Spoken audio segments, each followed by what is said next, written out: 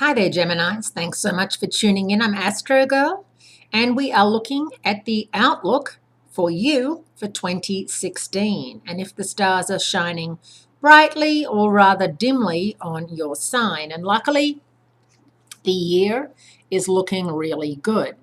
Saturn, which is the planet of focus and discipline, spent all of last year in Sagittarius, your seventh house of love. He will be there all of 2016 as well. This is testing marriages and existing relationships.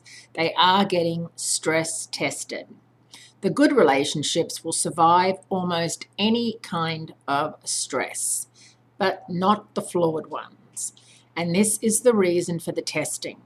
Only the best will do for you. And so if you are in a relationship which you know has a lot of issues or which you feel is basically going nowhere, you have to trust and listen to that intuition because you've got very good intuition, Geminis. Be aware that Mercury, the planet of communication, your ruler, goes out of phase 4 times in 2016. Normally it goes out of phase 3 times. So it's just going to be 4 times. That one extra time, though, is probably going to be the make it or break it time for many of you in relationships and working out what to do. And it's not just love relationships being tested this year. Uranus, the planet of unexpected surprises, in your 11th house of friends, is testing the boundaries of your friendships too. They come suddenly and they go just as suddenly. And you will find that people you have been friends with or relying on for some time are suddenly MIA, not available, or just not as trustworthy, and you just can't pin your finger on why, but you definitely feel a bit more reserved about asking. Jupiter, the planet of good luck and opportunity, moved into your 4th house of home and family last year, remaining there until September 9. Thus, there are happy moves, if they haven't happened already, in store for you. There's an expansion of the family circle. So maybe someone has a baby, or your brother or sister announce, they've met somebody, or they're getting engaged or married, or they're having a child. And Jupiter will move into your 5th house of romance, creativity, and self-fulfillment. September 10, where he stays for a year. This will be a fun period in your life, Geminis, a period to explore the rapture of life. It will be like a vacation for many of you. Geminis, you are always idealistic about your career and your work in the world.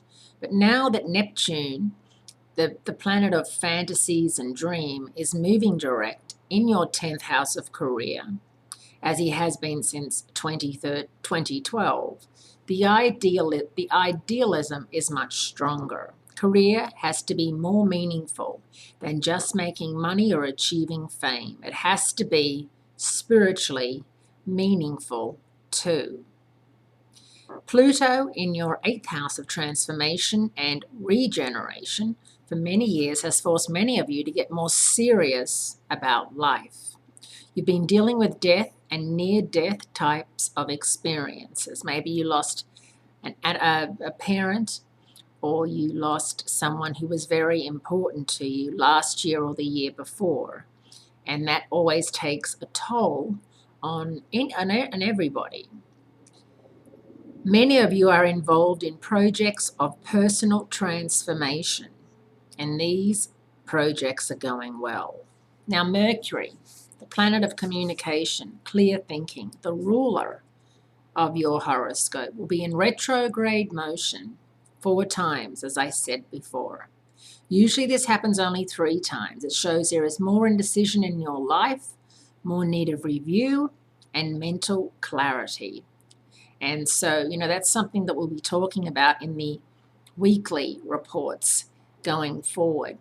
But just know that Mercury going out of phase 4 times is a lot. And the first time it goes out of phase is January. It starts the year off basically retrograde.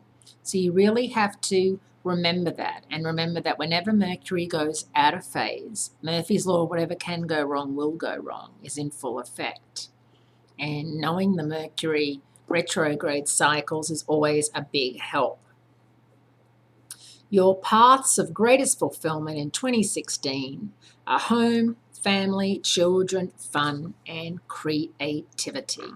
So make sure that they are on your to-do list. Have a wonderful week, Gemini. It's great speaking to you. I look forward to speaking to you again next week. And be kind to yourself.